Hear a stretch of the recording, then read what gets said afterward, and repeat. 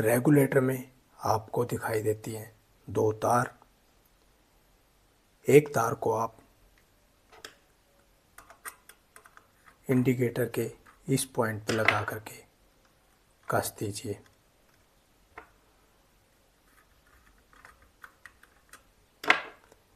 Regulator की दूसरी तार को आप स्विच के इस पॉइंट पर लगा करके कस दीजिए।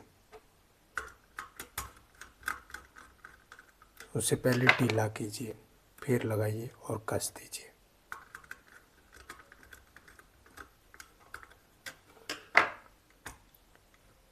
इतना कर लेने के बाद आप सीलिंग फैन की सप्लाई वाली तार ले लीजिए। सीलिंग फैन की सप्लाई वाली तार को बोर्ड के अंदर डाल लीजिए।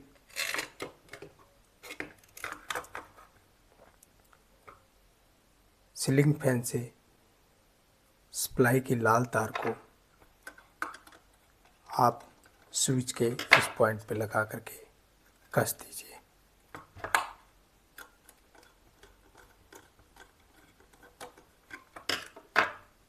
सीलिंग फैन की काली तार को सप्लाई वाली, इसको आप इंडिकेटर के इस पॉइंट पे लगा करके कस दीजिए।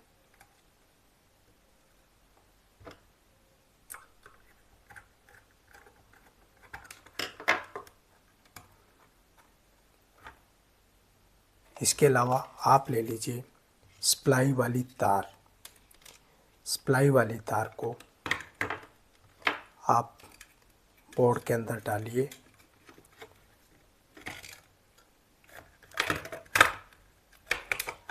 मेन सप्लाई की लाल तार को आप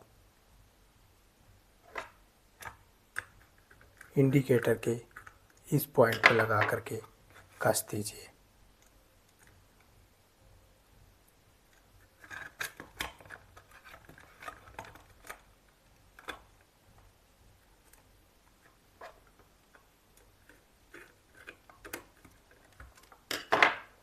सप्लाई की काली तार को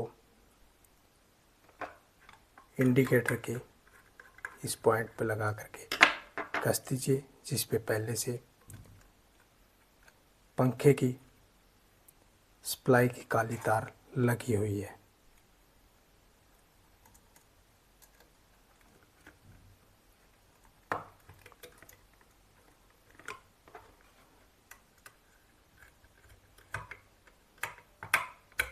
ये हो गया।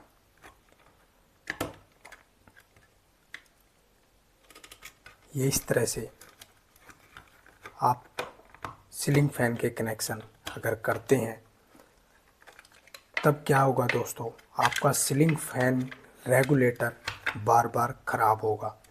कनेक्शन सही है, काम सही करेगा, लेकिन रेगुलेटर इस वायरिंग से जल्दी ख़राब होगा और साथ में सीलिंग फैन को भी डैमेज करेगा, ख़राब करेगा। ये बार बार जलेगा रेगुलेटर। वो क्यों जलेगा तो देखिए आप।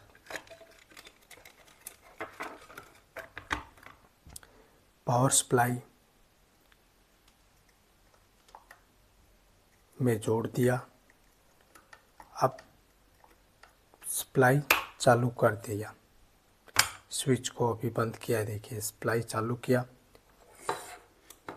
फैन की जगह एक लगाया है बल्ब होल्डर, जिसमें 100 वाट का बल्ब लगा लिया है।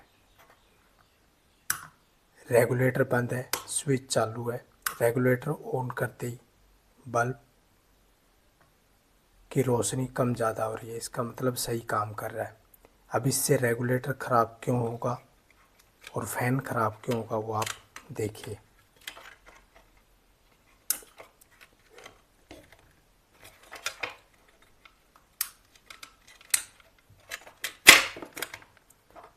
इसमें क्या किया गया है, रेगुलेटर की दो तार है, एक तार को डायरेक्ट सप्लाई से जोड़ा गया है और दूसरी तार को जोड़ा गया है स्विच में। अब इसमें रेगुलेटर में परमानेंट पावर रहेगी, इसके कारण से रेगुलेटर ख़राब होगा, बार बार जलेगा और आपके घर का बिजली बिल भी ज़्यादा आएगा, क्योंकि इसमें पावर रहेगी। इसकी वजह से ये भी जलेगा, इसमें नुकसान ही नुकसान है। और जब भी हम फ़ैन को बंद करते हैं इसी से करते हैं, स्विच से, रेगुलेटर को नहीं छेड़ते हैं। तो ये वायरिंग आप करते हैं तो आपका सीलिंग फ़ैन रेगुलेटर जलेगा ही जलेगा, बार बार जलेगा। और इसमें एक साथ में फ़ैन भी ख़राब होगा, क्योंकि इसमें लगातार बिजली आती रहेगी। अब इसका सही कनेक्शन कैसे करना है वो आप देखिए, कि आपका सीलिंग फ़ैन भी ठीक रहे और फ़ैन रेगुलेटर कभी न जले। सप्लाई बंद कर लीजिए। इस तार को यहाँ से निकालिए, इस तार को यहाँ से निकालिए। फ़ैन की लाल सप्लाई की लाल तार निकाल दीजिए। रेगुलेटर की एक तार स्विच के इस पॉइंट पे लगा करके कस दीजिए। आपको आवश्यकता होगी अब एक इस तरह के तार की।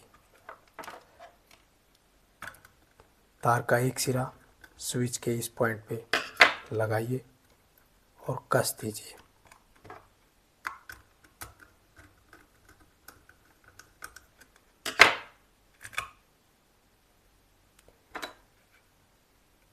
तार का दूसरा सिरा इंडिकेटर के इस पॉइंट पे लगा करके कस दीजिए।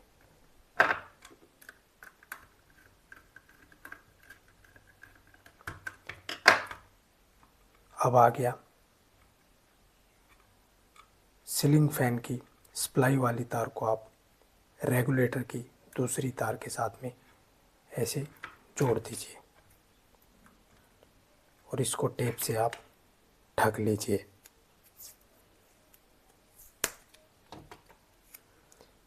इस तरह से आप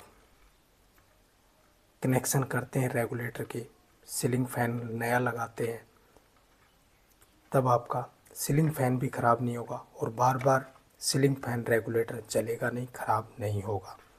ये वायरिंग सही है। अब इस वायरिंग की सप्लाई चालू कर लेते हैं।